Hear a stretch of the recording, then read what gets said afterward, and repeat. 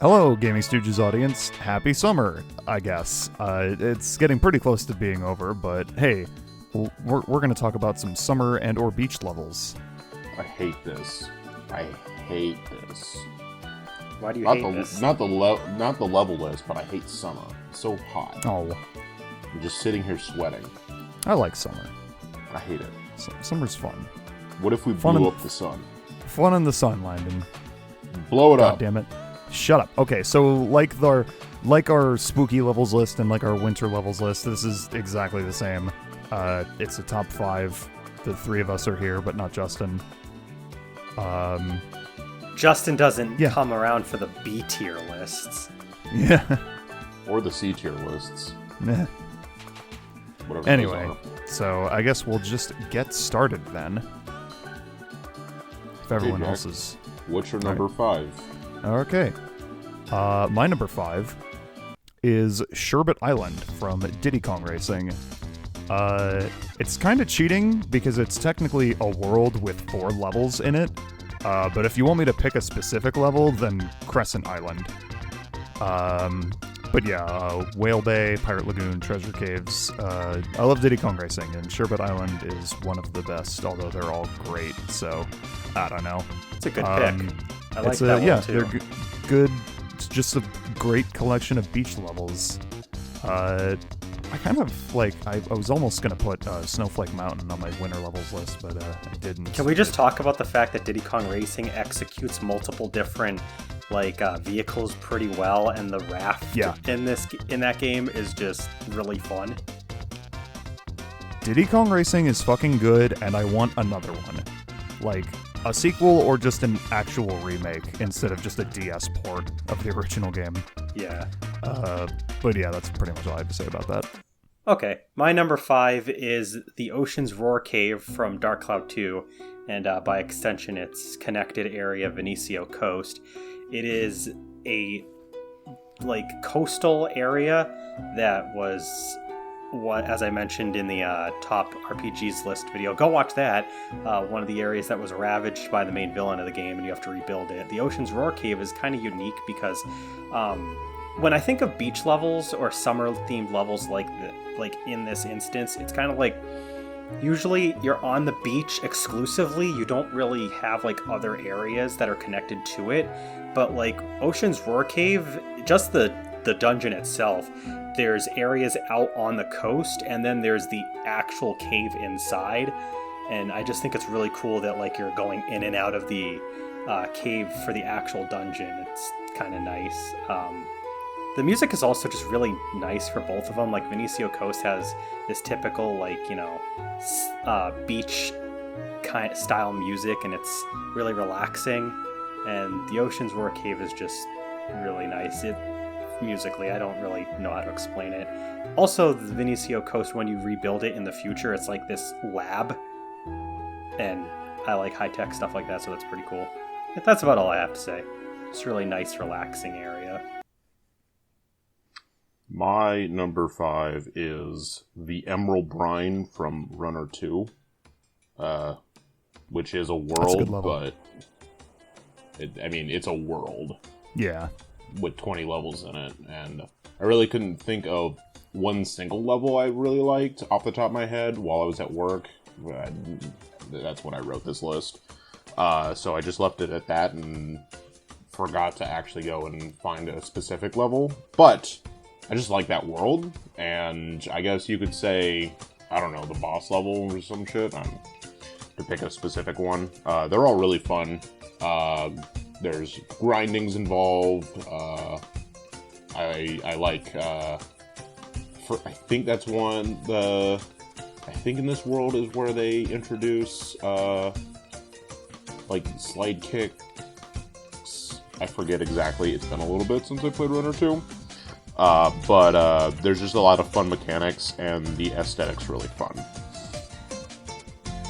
Yeah, it's a good level. I find it funny you guys were chastising me for technically cheating with a couple before we recorded. You guys were how dare you?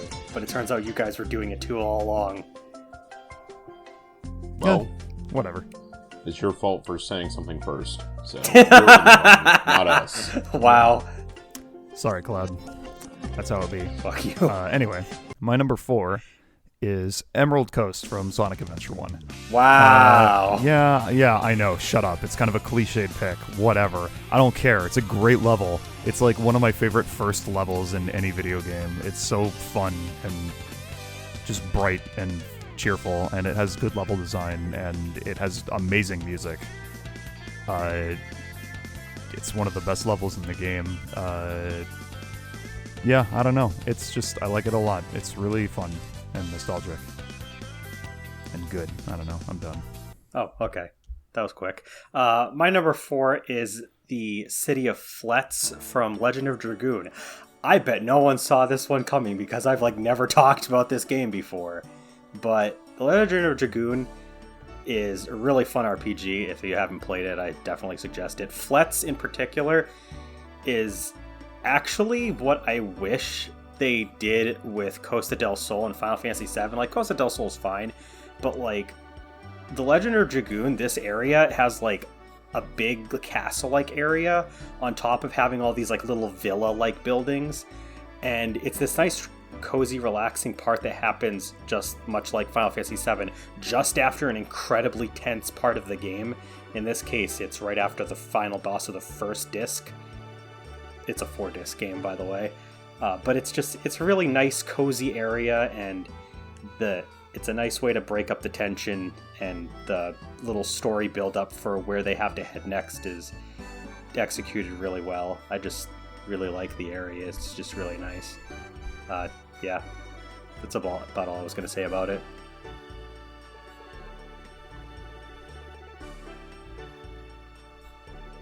Landon?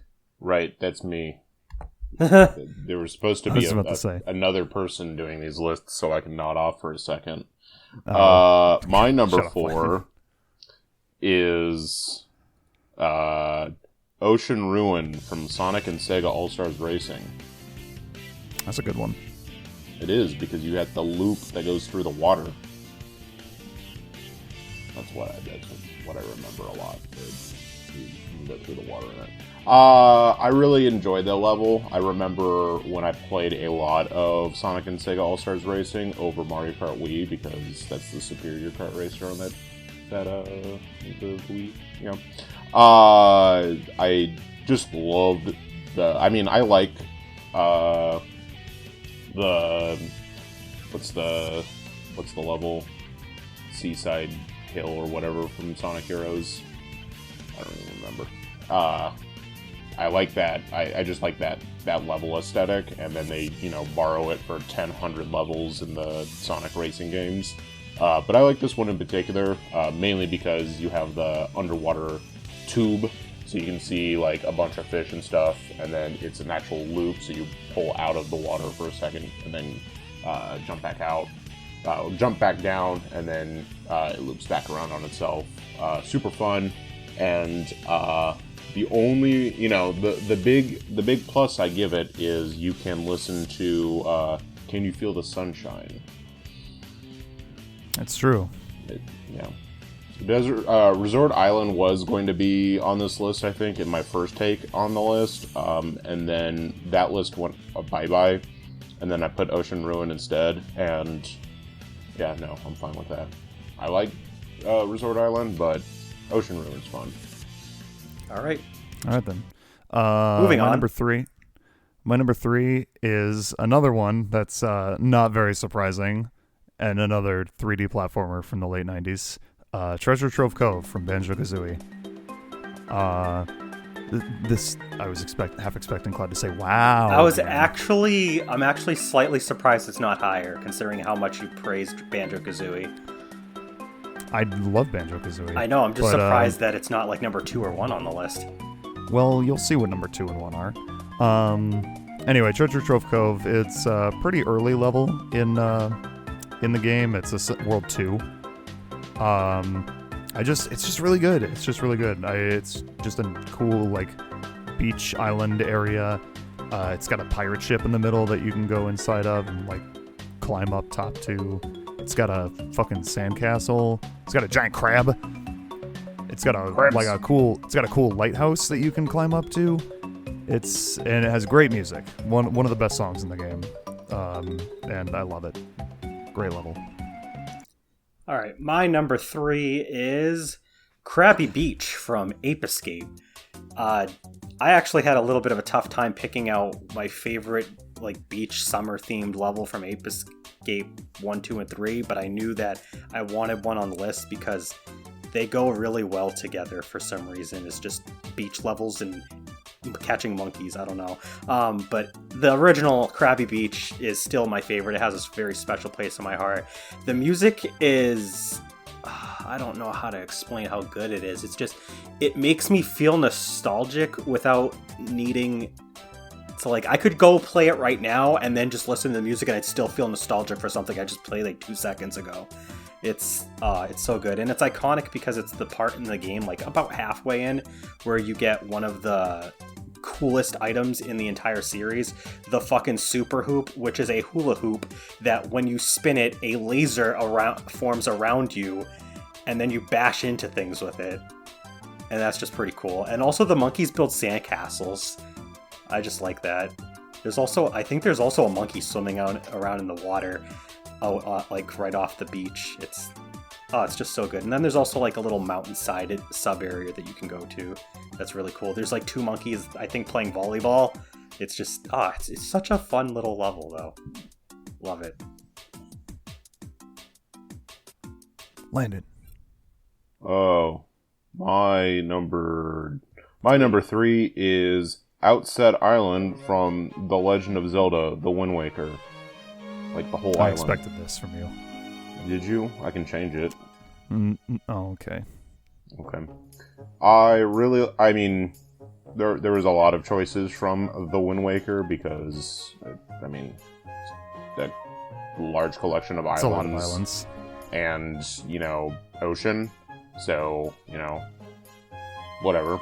I picked this one in particular because, it's the starting point of the game, but it also has, like, a good amount of exploration you can do, both, early game and then coming back late game. There's a bit that you can go back for and find. There's, like, quite a few pieces of art, like 3. There's a few upgrades, including, like, the hurricane spin from a challenge.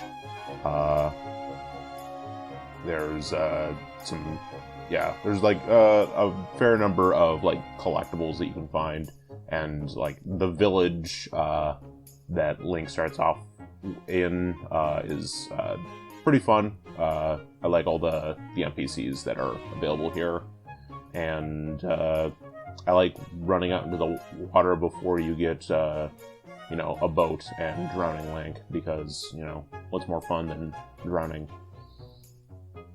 Not much, honestly. Not much, yeah. Very little. Yeah. Anyway. That's it. Alright, cool. My number 2 is Pinna Park from Super Mario Sunshine. Really, all of Super Mario Sunshine's levels are applicable and can be put... Just like The Wind Waker. Yeah, it's like the whole game could really go here. I was tempted just to say Isle Delfino, but like, nah, I'm gonna pick up a specific level, and I like Pinna Park the most because it's a fun like beachside amusement park level, and it's really cool. You like ride on the roller coasters and like jump through the swinging pirate ships and like go on the Ferris wheel. It's very cool and just a nice, fun, beachy amusement park area with great music, and it's really fun. I like it a lot. A lot of great levels. Thumbs up. All right, my number 2 is Undella Town from Pokemon Gen 5. Oh boy. Yes. Undella Town. I'm about to bust. Undella Town is Under the sea. You could also kind of consider Undella Bay. And the Abyssal Ruins is like part of this list, but like it's mostly Undella Town. It's just a really nice town in the Unova region. It has some really cool buildings. It is infamous for having Cynthia in one of them in the post game. And also in Black 2, White 2, you also get to fight your rival in one of your fights here. And they also added the marine tube that it's connected to Undella Town. It has really nice music in the summer especially. Like, I'm going to have that linked to Jack, so hopefully he'll have this playing as I'm talking. But it was really hard picking my favorite, like, beach/summer related area in a Pokemon game, because there's actually a lot of good ones. But Undella Town's just still my favorite one of the bunch, so I gotta give the nod to that. My number 2 is Lava Lava Island from Paper Mario. I guess I'll be more specific, Jade Jungle. Although I really love the volcano area, because I love the boss. Hey, what? We LP'd that game. We LP'd that game, yeah. And, we were there. It happened. I mean, I like any part of Paper Mario 64, so whatever. But I do enjoy this as a summer-ish themed level. Hot jungles, steamy volcano. You ride in on this place on a whale with the most brain-dead Koopa that you could ever find to slightly join your party. God, I hate him. He's great. What else? I don't know. Finding the Yoshi kids is a bit annoying, but you do get to ride on top of a fish, so there's that. Yeah, that's really cool. And Raphael the Raven is a super fun NPC that you get to hang out with for a little bit. So yeah. 10 out of 10. Alright. 10 out of 10. That's the end of the list, right? Moving right along to our number ones. Oh, okay, never mind. We're at the number ones already. Okay. So, my number one is... I'm trying to think of a just say joke. it. Yeah, fuck it. Okay, my number one is Hawaii from Tony Hawk's Underground. Ooh. That's a state. You can't yeah. just pick a state. You can if it's in a video game. Yeah, fuck you. It's a whole ass level. So Hawaii comes in the game when... Fuck, I think the story is like you're trying to film like sick tricks for your fucking like label that you signed to after you won the contest in San Diego, or not San Diego, in Tampa, which is also a pretty good beach level, but Hawaii is like the best level in the game. It's just a really well designed level with a lot of like, nice like beachy area. It's got like some fucking like pools that you can like skate in. It's got a fucking like tiki head that if you like skate into, you go down to like this like psychedelic portal to hell. It's the part of the game where you film the kickflip McTwist over the helicopter, and then Eric Sparrow, that rat bastard, steals the footage. Fuck him. But yeah, it's a great level, and I thought about it and I was like, yeah, this one's my favorite. So yeah, it's my favorite summer level. My number one is probably not much of a surprise to anyone. It's Apotos Windmill Isle from Sonic Unleashed. Wow. Yeah, I know. I was going to have a Sonic level on here somewhere, and since it wasn't on any of the other entries, it was probably my number one. There's a good Sonic, other summer-themed Sonic levels. I thought about putting Seaside Hill in here, but no. Apotos Windmill Isle is just... it's so good. The music is amazing. The levels are amazing. I love these levels. Like, even the Werehog levels, because they're early in the game, aren't bad either. Like, they're actually pretty enjoyable, since they're not, like, long drawn out in either the HD or SD version, and both the SD and HD versions of the daytime levels are also really good. Like, I'll keep coming back to play Sonic Unleashed just to play this level, like, 5 times over, and then I'll put my controller down and be like, alright, that's good enough for the day. I just love it. Like, the scenery is gorgeous, and like the music is just I'm done. I'm not gonna ramble. Oh well, don't we have to fill time to make this exactly the same length as the other 2 videos? We'll do honorable mentions after you do your number 1. Okay. I deleted my honorable mentions.